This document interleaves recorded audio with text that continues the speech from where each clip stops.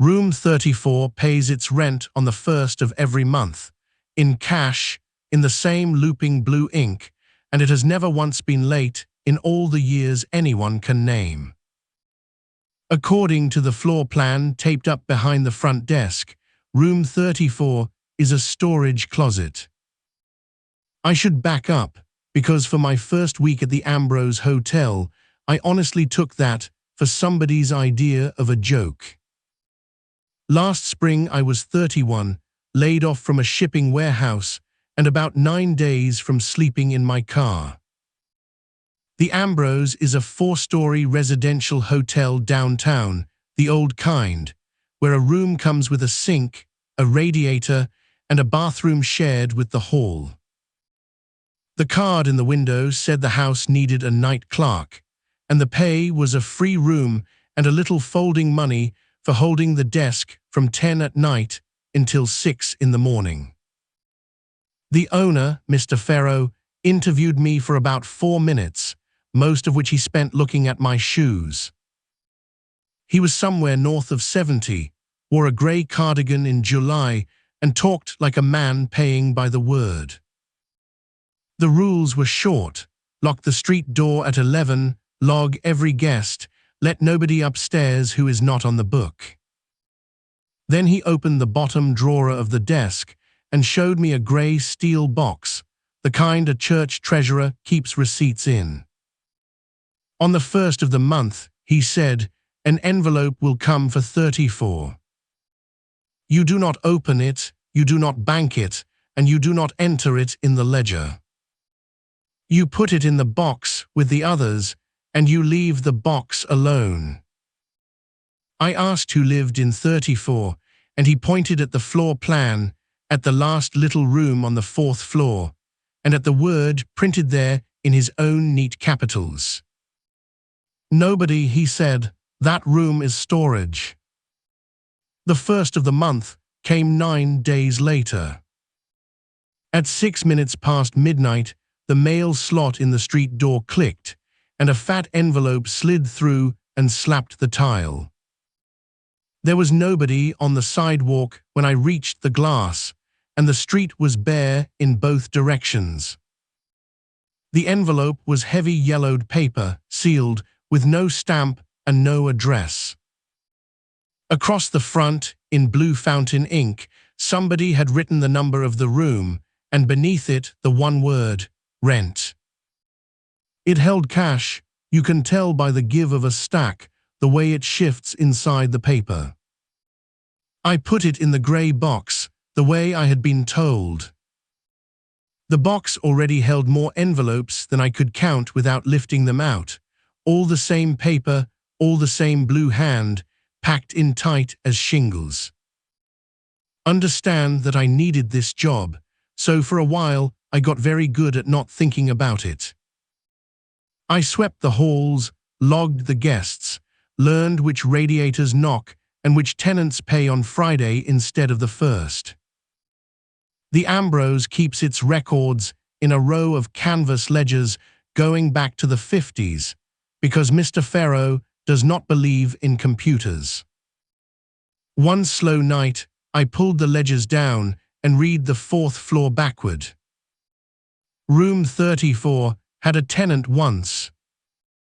The last registration card on file is from October of 1968.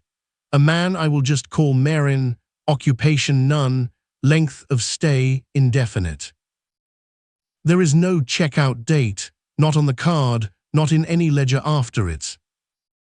The handwriting on that card is looping and blue, and I did not need to lay it beside the envelope to know it, but I laid it beside the envelope anyway. They matched, of course they matched. The 4th floor hall has motion lights, cheap white domes on the ceiling, because Mr. Farrow hates a light bill. They come on when a body passes underneath, hold half a minute, and click off. Down at the desk, an old panel shows which circuits in the house are drawing power, floor by floor.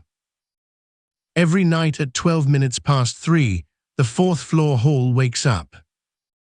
Not all at once, the way it would if the wiring hiccuped. One dome, then the next, in order, from the stairwell end toward the far end of the hall.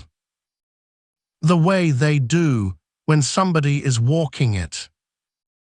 The first time I watched the panel do that, I took the stairs 2 at a time and came out the 4th floor door with my master key in my fist. The hall stood lit from end to end, empty, and the last dome, the one over the door of 34, was still burning. While I stood there, the lights let go behind me, one at a time, in order, the way a hallway forgets you. The dome over 34 went out last. After the second week, I stopped going up, and I am not proud of that, but you would have stopped too. In the basement, behind a plywood door, the house's electric meters sit in a long bank of grey glass jars, one to a unit, each with a small wheel that turns while its room draws power. Rooms empty out and their wheels stand still. Rooms fill and the wheels stir. You can stand down there and watch the house breathe. The wheel for 34 never stops. It does not race. It only turns, patient, at the speed of something small left running night and day in a room the plan calls a closet. I asked Mr. Pharaoh what could be drawing power in a storage room, and he looked at me for a long moment over his mail. He is paid up, he said. He said and I did not ask him anything after that. The man who took room 32 checked in on a Tuesday in September, one suitcase, and the palest face I have ever seen on a walking man. He gave his name as Coyle, said he worked days and slept badly, and he asked me twice for the quietest room in the house. The 4th floor is the quietest floor, and 32 sits near the end of the hall, 2 doors from the closet that pays rent. I gave him the key, because a bed is a bed and the house needed the money. For a week, he was no trouble at all. Then he began coming down to the desk at odd hours to ask about the room at the end. Who has the end room, he wanted to know because he could hear it. Hear what I asked, and he took a while choosing. Housekeeping, he said at last, like somebody keeping house, a carpet sweeper drawn back and forth, dishes set down soft, a chair pulled into a table. I told him the end room was storage. He looked at me the way you look at a man who has just lied to you politely, and he went back up the stairs. 2 nights later, the panel woke at its usual minute, and I went up, because letting him meet that hallway alone felt worse than meeting it beside him. The hall was lit end to end, and Coyle stood at the last door in his undershirt, barefoot on the cold tile, his ear laid flat against the wood of 34. He had his eyes shut and his mouth a little open, the way a man listens to a station that is fading in and out. I said his name, and he lifted one hand, not to wave me off, but the way you hush a room because the good part was coming. Behind me, the domes began to let go, one by one, in order, walking their darkness up the hall toward the 2 of us. I took his arm and steered him to his room, and through the closing crack of his door, he told me it had stopped in the middle of a sentence. 3 days after that, Coyle stopped answering his door, his rent came due, and a supervisor from his job called the desk asking after him. I let the deadbolt off with the master key, and the door caught after 2 inches because the chain was set from the inside. Mr. Pharaoh cut the chain with bolt cutters, and we stood in the doorway of a room with nobody in it. The window was locked and painted to the sash, 4 floors above the alley, and the bed was made tight as a parcel. His suitcase sat packed by the wall, and his shoes waited side by side at the foot of the bed, with the socks laid over them.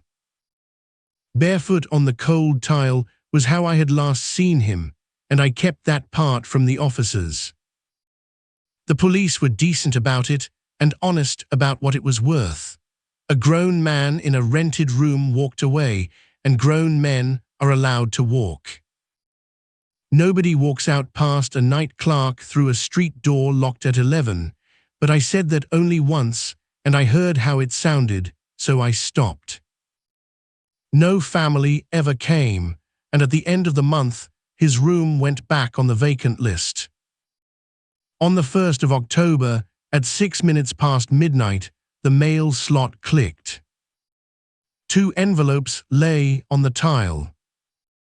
Same heavy paper, same blue looping hand, no stamp, no address, and nobody on the sidewalk in either direction. One carried the number of the end room, the way it always does. The other carried the number of 32, and beneath it, in the same patient ink, the one word, rent. I stood a long time at the desk with one in each hand, weighing them, and they weighed the same. Then I put them both in the grey box, because that is the job. In the morning, I told Mr. Farrow about the second envelope, and he did not ask one question. He lifted the floor plan down off its nail, uncapped his pen, and drew a line through the number of 32. In its place, in his neat capitals, he wrote the same word that sits on the end room, and he hung the plan back up, and that was the whole of the funeral. I am still here because I still cannot afford to be anywhere else, and because somebody ought to be at the desk when the slot clicks. Some quiet nights, I take the floor plan down and count. A building this size needs 1 storage room, maybe 2. The Ambrose has 6, and every one of them sits at the quiet end of a hall. When a new tenant asks me for the quietest room in the house, I tell them the truth. The quiet rooms are kept for storage. I put them on the 2nd floor over the street instead, where the buses run early and the pipes knock all winter, and I let them complain. Noise is the sound of a room that still belongs to you. Mine is the little one behind the desk, next to the ice machine, and the ice machine mutters all night long. I have never slept better.